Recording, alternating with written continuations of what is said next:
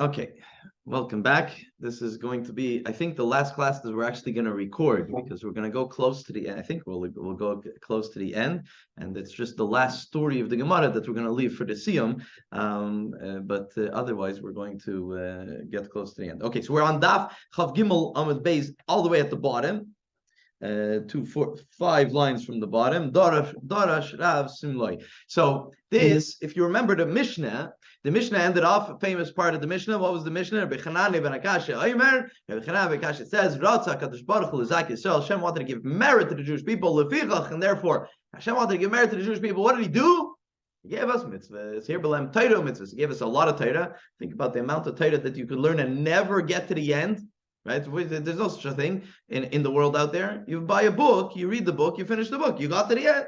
Torah, it's impossible. You get to the end of the book, there's still more to learn. Right? You get to the one level of learning, you get to the next level of learning. So there's a Hirbol Lahem. It's a unique thing. Only a divine thing could be so special that there's no end. Right? So Hirbol Lahem Torah mitzvahs, He gave them Torah and mitzvahs. That Hashem, based on His righteousness, wanted that there should be more Torah and mitzvahs, and that is the Mishnah. So now the Gemara is where we finished the other part of the Mishnah that we discussed, and now the Gemara is going to talk about this part of the Mishnah. So what's this part of the Mishnah? It talks about how many mitzvahs. So that's what we're going into. Darash Rav Simlai. Rav Simlai darshan. It's a drasha, right? That there was 613 mitzvahs that were given over to Moses. There's 365 prohibitions, negative ones, like days of the year. And there's 248 positive commandments. This is based on the amount of limbs of a person. Okay, that's how you can remember them. If you want to remember them, this is an easy way to remember them. Amar Rav Hamnuna says, Mikra. Where do we have this mentioned in the Torah? Right? Where do we have this idea of 613? Where was it? You just made a comment. You can't just make a comment, as we know throughout the study of Gemara. It has to be based on something. It has to have a spiritual source. It has to come from a pasuk in the Torah. So where's the pasuk in the Torah that says 613? That Moshe Rabbeinu got 613 mitzvahs. Where's the pasuk in the Torah? He says Torah that Moshe Rabbeinu gave to us, that Hashem gave to us, gave to him on Mount Sinai. They gave to us, that is a Meirasha, that is an inheritance. Right, and the pasuk ends Kilas Yaakov to Yaakov's descendants, to the Jewish people. So he says Torah is a gematria. Torah is a gematria. Sheis Miya V'Chad Sei Hava. That it's a gematria of 611. 611. What's the other two? So the Gemara right away says Anoichi and La'yeh the two of the first of the 10 commandments. Anoichi Hashem Lekecha and La'yeh L'Kim L'Chenim. Where did that come from? These were the two of the 10 commandments that Hashem said, right? And what happened? Remember the Medrash, the famous Medrash? That Parcha Nishmasam, Hashem came out and said the first commandment, and the neshamas jumped out of their bodies, couldn't handle it, right? They wanted to be one with Hashem. The neshama comes from Hashem. Our soul is a part of God. Can you imagine, something that was part of God now is part of a foreign entity, part of a body, right? And when it's part of a foreign entity, it feels it's missing something, and all of a sudden it hears Hashem calling. Boom, it was out, right? And that's what happened. So they said, so they did it once, and they thought, okay, you know what? The next time we'll be able to handle it. Hashem says the second one, and they couldn't handle that one either, right? So they came to Moshe Rabbeinu and asked Moshe Rabbeinu, you go up to Hashem, you get it from Hashem, and then you'll give it over to us, so that way we won't die from hearing the 10 commandments, from hearing the mitzvahs, right? So therefore, we have the 611 plus 2 is the 613, and that's the Mikra, that's the proof of the pasuk. Okay, so that's one thing. So now we're going to go into, like I mentioned before, that we're going to talk about the different amounts of mitzvahs, and where there's 613 mitzvahs, but at different points there were different things mentioned about the amount of mitzvahs. So, and this is a continuation, by the way, of Rav Simlai, part of his commentary, because before he says he says Darash Reb Simlai, Simlai 613, and then he tells you 365, 248, and this is the continuation that he says, but David, and all of a sudden now David comes, and David comes and he puts it up on 11 mitzvahs. Right, so earlier they were more righteous and they were able to handle 613 and not gawk at it, and not go crazy, not be overwhelmed. But later on, when the Jewish people, 613 is a lot, so David Melch mentions about something about doing 11 mitzvahs. Whereas this is a pasuk in Tehillim, or not just a pasuk in Tehillim, it's a kapitel in Tehillim. It's chapter 15 in Tehillim. It says in Tehillim, Mizmer LeDavid, Asamai David Hashem Yogar Ba'alecha Mishkin V'Arkachecha. I'm not going to translate it because the Gemara is now going to take it and rip it apart and explain each one individually. So we're going to translate it then. Heilich Tamim Payel Tzedek David Emes B'Vavei Le'Yiragel Al Hashanei Le'Yasel Le'Yirah V'Cherpa Le'Nasa Al Krevei Nivza Bein Av Nimas V'Yir Shem Mechabed Nishma Le'Yamer Kasvi Le'Nasa Le'Nashav Sheicha Le'Naki Le'Lakach. And the rest of the pasuk says, so if you count the different statements that he says over here, there's 11 statements over here, and then the capital of Tehillim ends off. It's someone that does this will never falter forever. This is a guy on a good track. If he does all these things, he's good. So now the Gemara is going to take one statement by statement and going to explain them, and not only explain them, but also give you an example of someone who personified this mitzvah. Okay, so starting with number one, Heilich Tamim. Heilich Tamim is Avraham. To go in simply in front of God is Avraham. Right? The Chsiv, it says in the pasuk, that Hashem tells Avraham, go in front of me and be a Tamim. You see, whole, simple. That's Avraham. Okay, so that's number one. Number two, Payel Tzedek, do things righteousness. Tzedek, right? Philip, remember when we talk about tzedakah, right? It comes from tzedek. Tzedek means righteousness, doing the right thing. So number two that David Melech mentions over there is Payel Tzedek, to do things righteously, in a righteous fashion. Kigoin Abba Chilkiyo. So he gives an example of Abba Chilkiyo. So what's the example of Abba Chilkiyo? That Abba Chilkiyo had a job. He had a job and he was paid by the hour. And when you're paid by the hour, where does your minute belong to? To the owner. If you take a minute off to do something personal, you're stealing from the owner, right?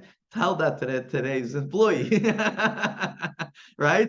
Abba Chilkiyo, one time, can you imagine, the sages were walking by and they told him shalom, they told him hello, and he ignored them. Can you imagine? He's a sage, and he ignored telling it. Why? Because that second doesn't belong to him. He's not allowed to. That is righteousness. The Gemara wants to describe what, right? It's a story that's brought down in Gemara and Gemara Tainus. But you want to describe what righteousness is? This is righteousness. Next part, number three, to say truths, but in your heart, meaning nobody knows about it, but the truth in your heart is what you should act upon. And he gives a Kigoyin Rav Safra, like the story of Rav Safra. What's the story of Rav Safra? Rav Safra was a middle davening. It was a middle Shema. So as you know, when you're middle davening, especially Shema and Shemona Esrei, we don't make any interruptions. You just shouldn't make any interruptions. Someone comes and says hello, you're supposed to wait until afterwards to reply back. You don't reply then. Obviously, if it's something that the person will get offended, he doesn't know what you're doing, in certain instances, maybe you can make a little nudge with your head or your hand or whatever. Anyways, but in general, we're very careful about this. Now, if Safra had something marked on Marketplace on Facebook, no, he had something for sale, right? And a guy came over to him in shul and said, that thing that you're selling, I want to buy it from you. I'm willing to pay you. And he gave him a number. Now, let's say $100. He wants to pay for it, right? If Safra was in the middle of Shema, in his head, he's like, okay, great. After I finish Shema, I'll sell it to the guy for $100. No problem. The guy didn't realize that he was in the middle of Shema. He thought that he's ignoring him because he wasn't happy with the price that he offered. So he offered more. He offers more. So when Rav Safra finished, he says, no, what was in my heart, that's what's I'm going to sell to you. So you offered $100. I was ready to take $100. You offered $150 after. That's because I didn't have that. Has nothing to do. What was in my heart, that's how I'm going to sell this. That's a truthful person. That's what's the truth in his heart. So that's the comment number 3 from David HaMelech from Tehillim. Not to get used to saying a lie. Right? What's the idea? They shouldn't get used to saying a lie. The Yaakov Avinu, it says in the pasuk that he should that it's last week's parsha, right? Last week's parsha. Rivka comes, his mother comes to him and tells him that his father Yitzchak is going to give the blessings, going to give the brachas to Esav. Come quickly. I'll make a good meal. You'll bring it into your father, and you'll get the blessings. So what does he say? He tries to get out of it. Why? Because he doesn't want to say a lie. Tries to get out of it because he doesn't want to say a lie. So he says, my father might feel me, and then he'll realize that I'm lying. He doesn't want to lie, right? Now, what happens? Itaka goes in the end. Why? How's that work out?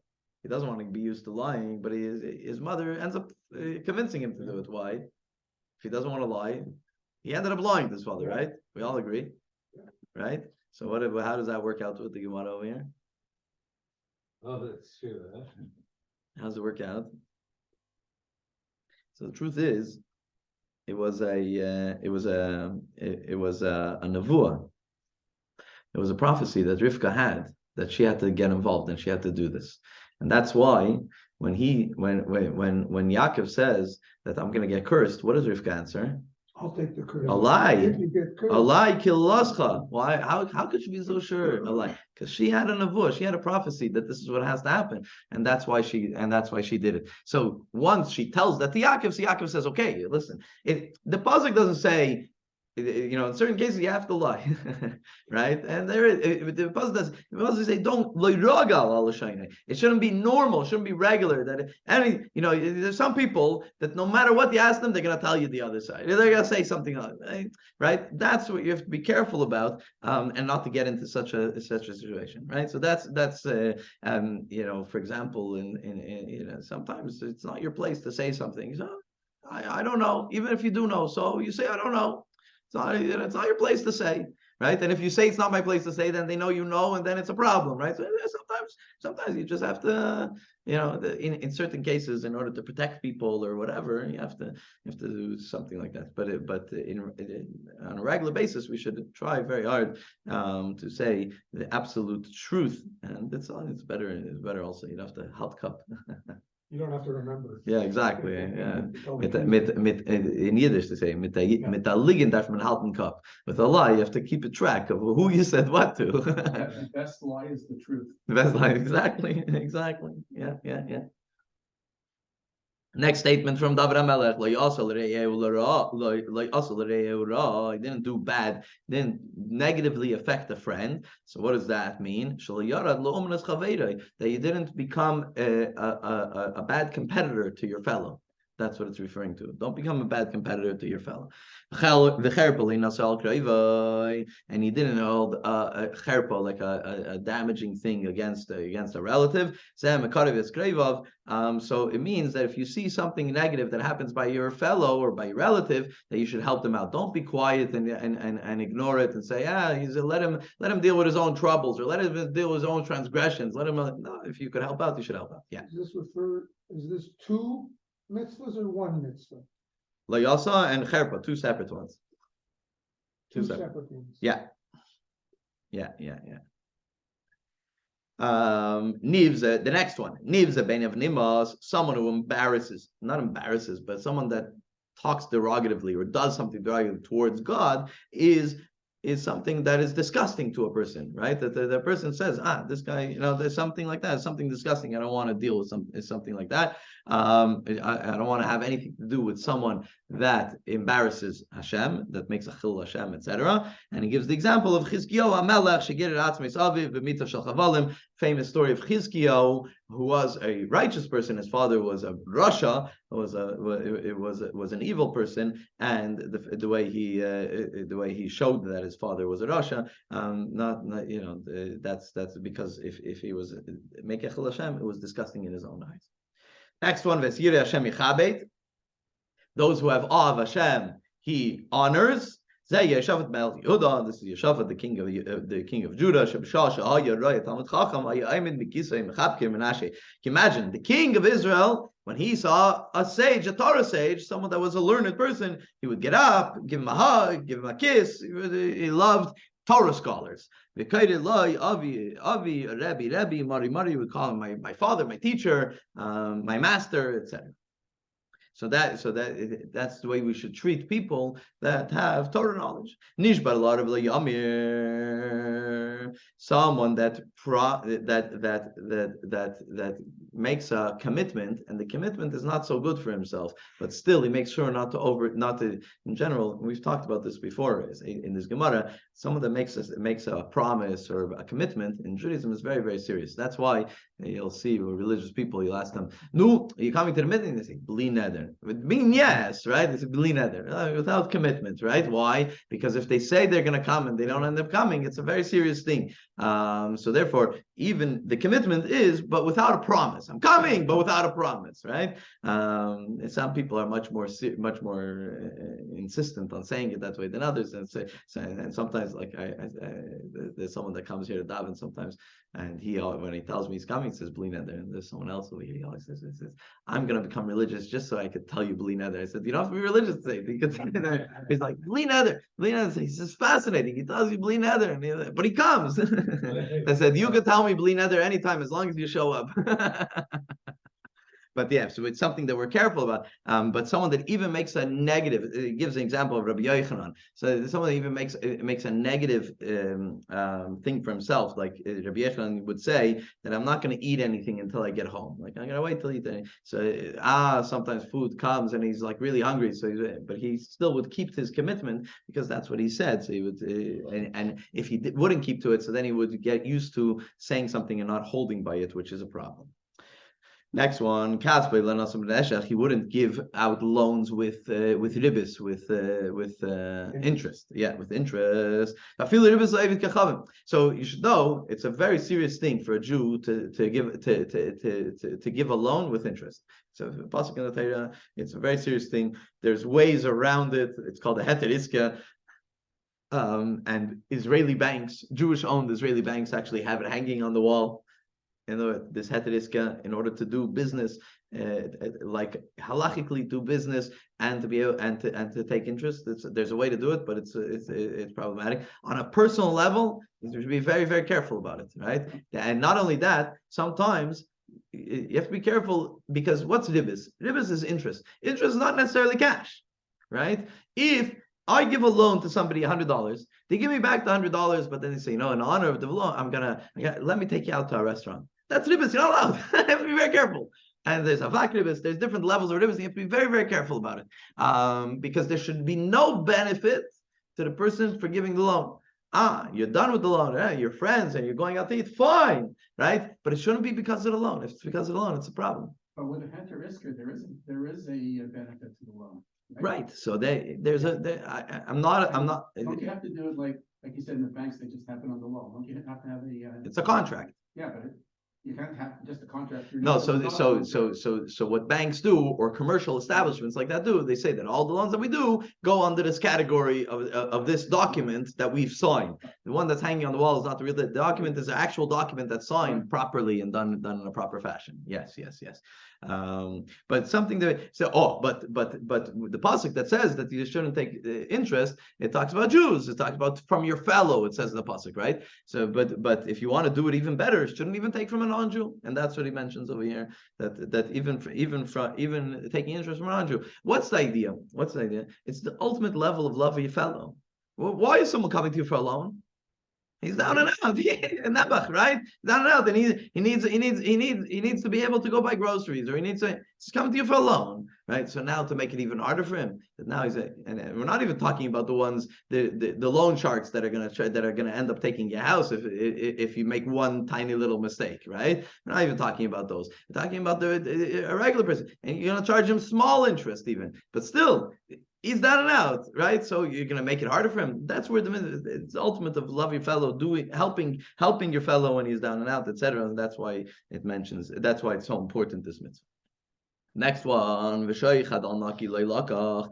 So shaychad is a bribe, right? So not to take a bribe. So now I don't know what the idea. Oh yeah, okay. So it's saying that sometimes a bribe is not really a bribe. Sometimes a bribe was that gift was coming anyways, but still it might be looked at as a bribe. Be careful about that.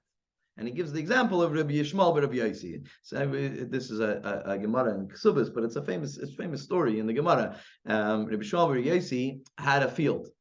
He was a wealthy man, but he was a Torah sage. He sat and learned Torah all day. He had a guy that ran his field. He had a worker. This guy took care of his field. He got all the benefit from the field. What was the deal? That a percentage of everything that comes, you bring to Rabbi Yishmael but Rabbi Yosi's house. Rabbi Yishmael would get weekly a basket of whatever was done, right? A percentage of whatever came out. The rest, the other guy sold, and that's how he made his living. That was the arrangement. That was the agreement between the two of them. What happens? He always delivered it on Thursday, right? One day he comes on Wednesday and he drops off the basket.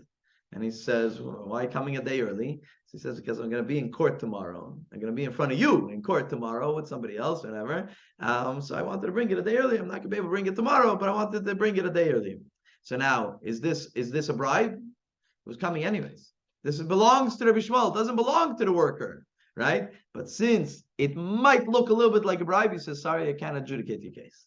I'm not gonna be one of the rabbis on that case. I'm gonna switch it out. There'll be another sage on that case.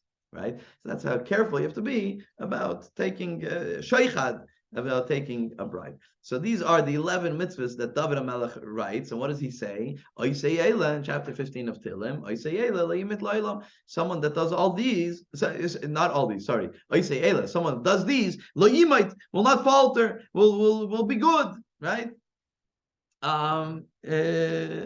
Yeah. So the Gemara continues, and the Gemara says, it says, this pasuk, it says, someone who does these won't falter forever. The Gemara says a story, Rabbi Gamliel. Think about Rabbi Gamliel. This is not a simple sage. This is a high-level Torah scholar and high-level character, right? And when he would get to this, imagine he's saying Tillim, he gets to chapter 15 of Tillim, he would start crying. And he would say, Man, David, so you have to do all of these 11. It's a tall order. Think about all these. These are not easy things to do. And to do all of these, it's a tall order. But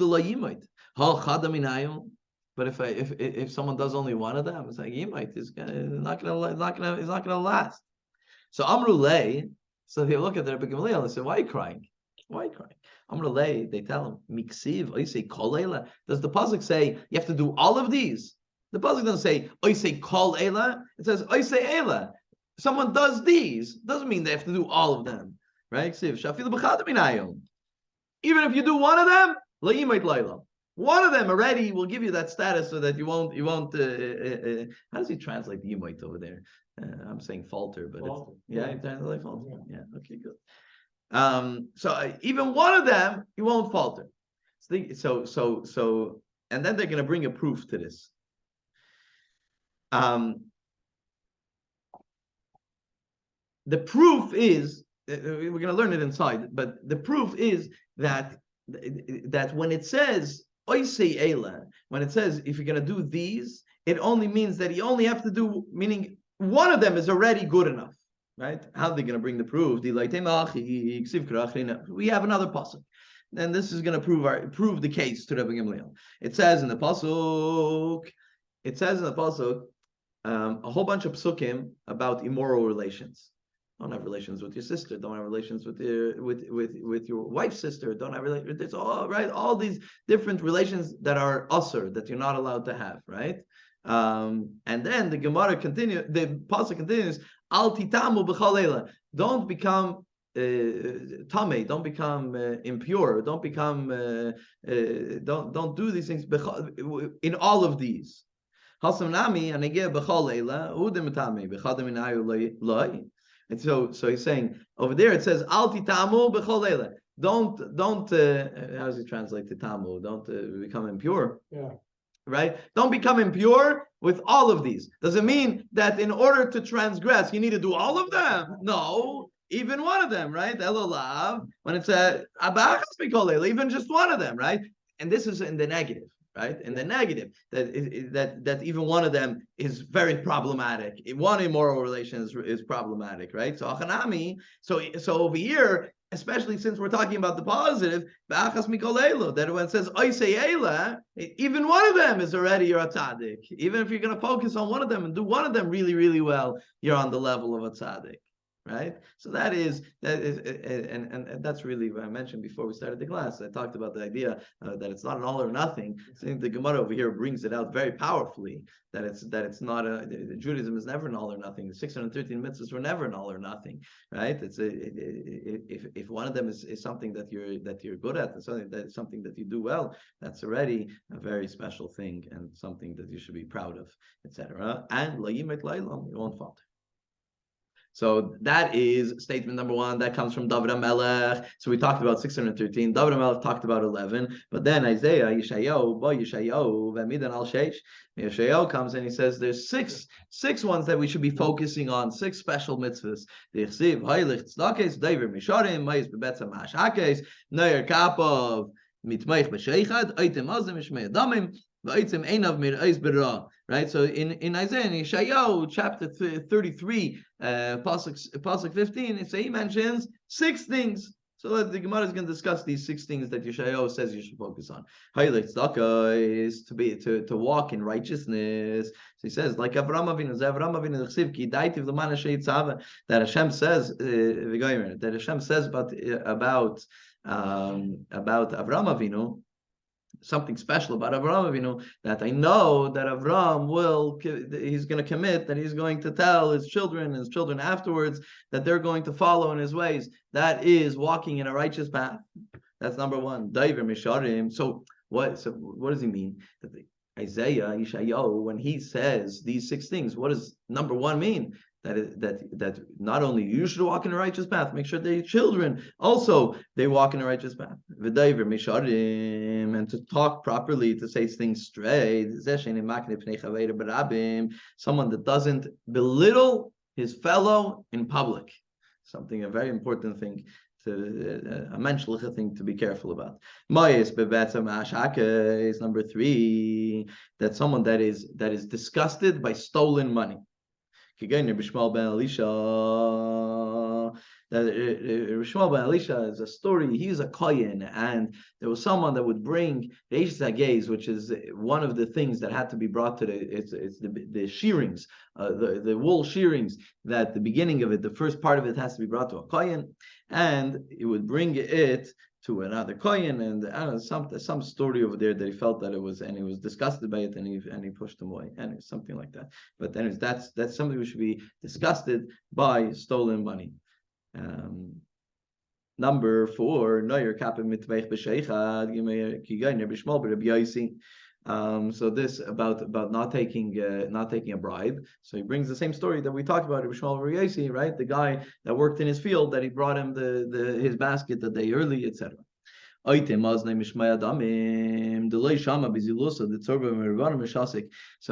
person shouldn't close his ears when he hears something negative being said about someone else. He should make sure that he makes a macha. That if you hear someone saying something negative about a sage or whatever, and you say, no, it's not right. We don't speak that way, right? That should be a person's reaction. Shouldn't just be quiet and say, I'm going to ignore it. It's not my business, etc. That there's a story of Elazar ben Shimon. What was Elazar ben Shimon? He was a tzaddik. He was a righteous individual. He was a Torah sage, and it says that his body, because he was such a righteous individual, his body didn't decompose in the ground. Usually, a body decomposes in the ground. Righteous people were told the bodies don't decompose in the ground, but there was a worm that came out of his ear. And he told his wife in a dream that the worm that came out of his ear is because one time I heard someone saying something negative about a sage, and I was quiet and I didn't say anything. That's that. So we have to be careful that if we could say, stand up for the right thing, we should do that. Number 6, Kid Rabbi Chia bar Abba. That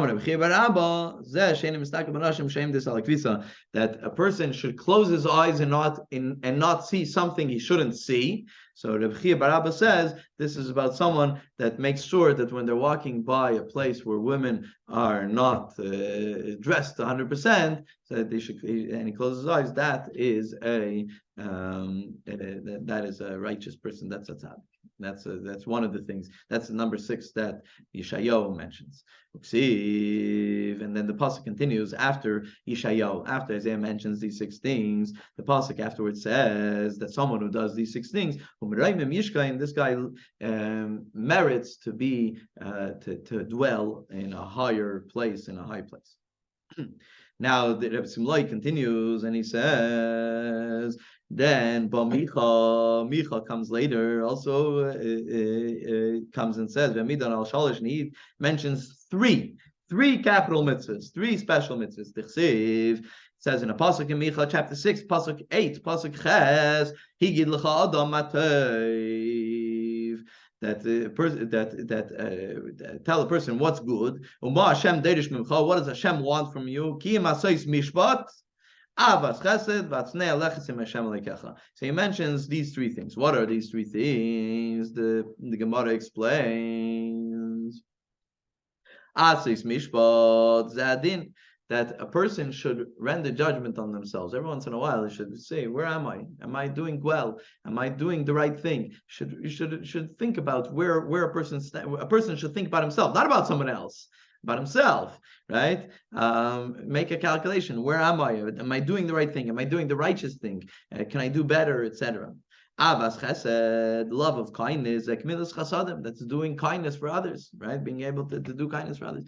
Atznei aleches, so atznei aleches means to do things, but in a quiet fashion. Not that everybody's got to know. You know, there's some people that I'll do this mitzvah as long as you put up a billboard saying that I did this mitzvah, then I'll do it, right? But it's a special thing to do. Atznei aleches to do it, but he mentions specifically in 2 cases where haitzas ames v'achnazos kala, that when it comes to a funeral, to do it in a proper fashion. So the way I understood it is that when someone's missing money, I think that's what it's talking about. That and it happens sometimes. I've gotten calls sometimes.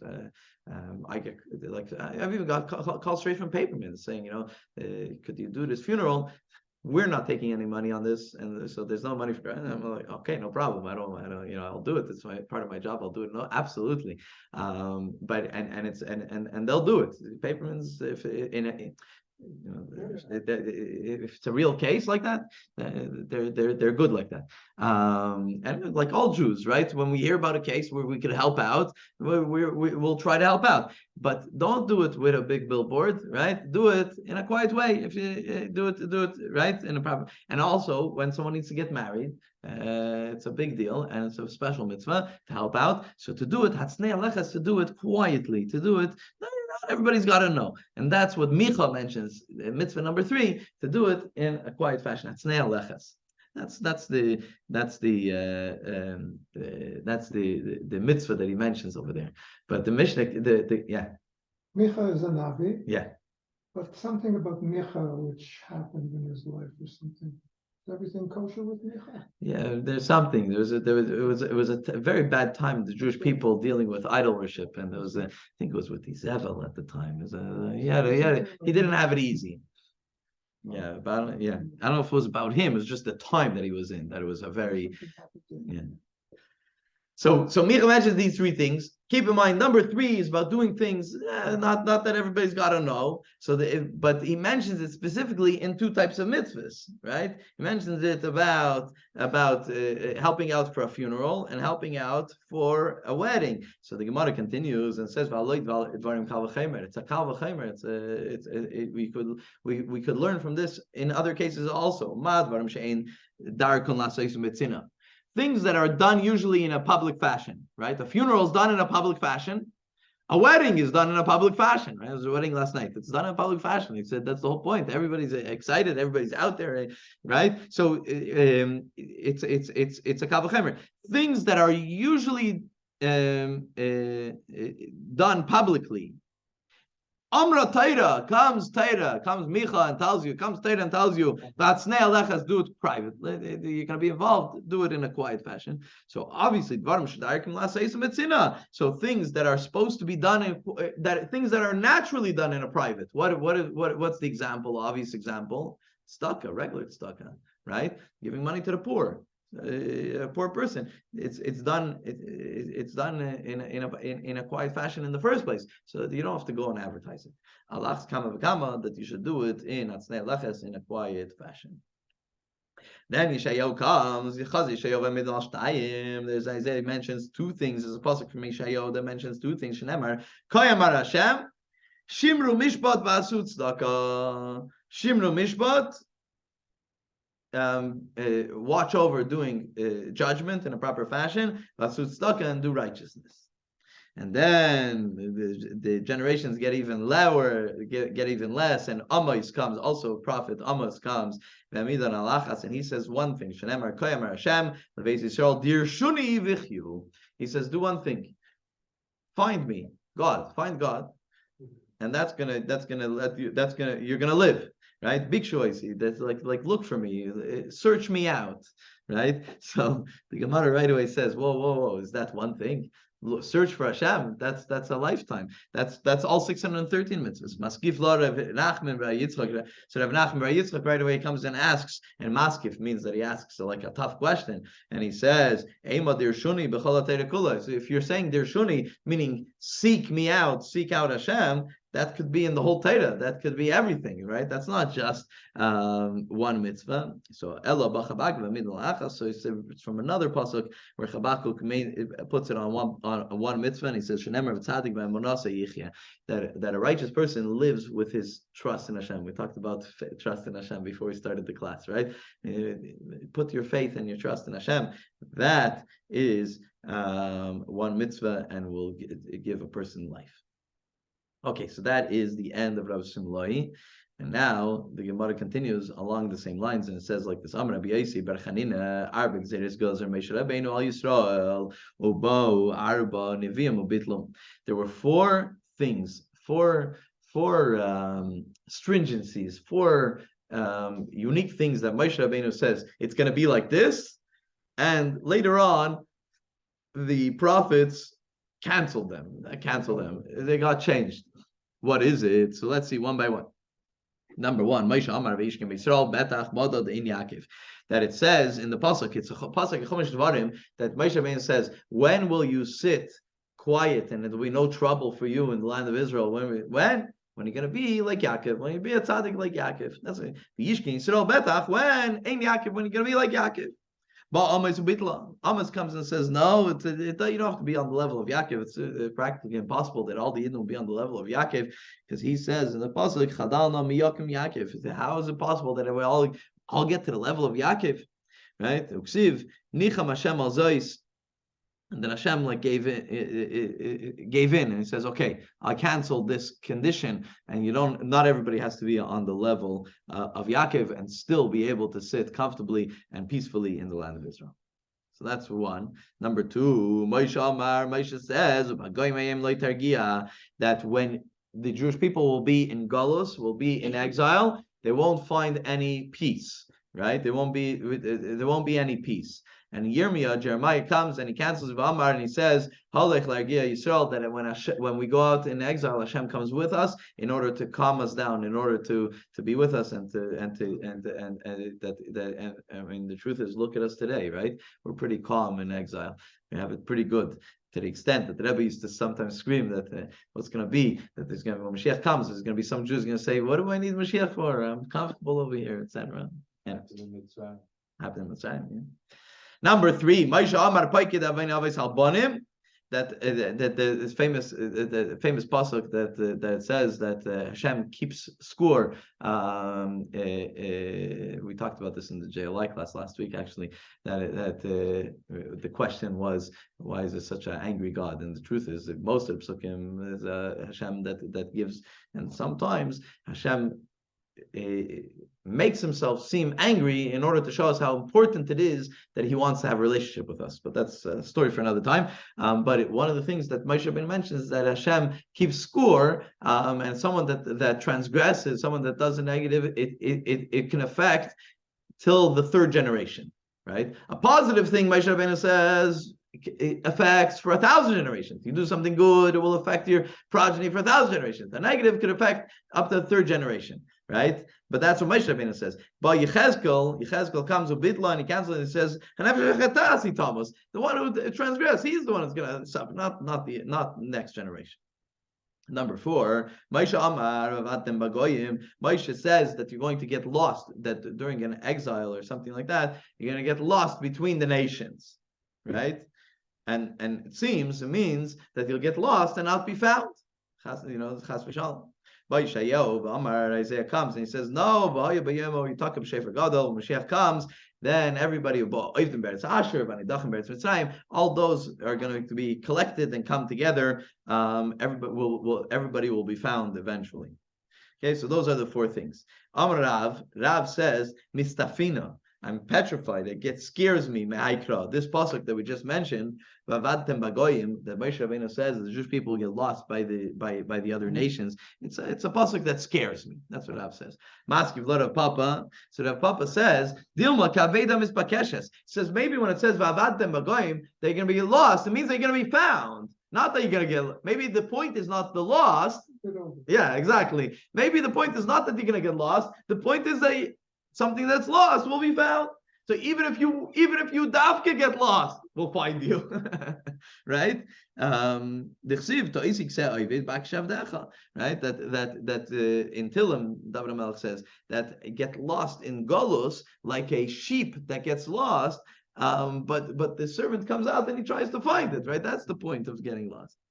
So he says, yeah, no, but that's not what scares me. The scary part is Elam Miseifa Dikra. It's from the end of the pasuk. That the pasuk says at the end,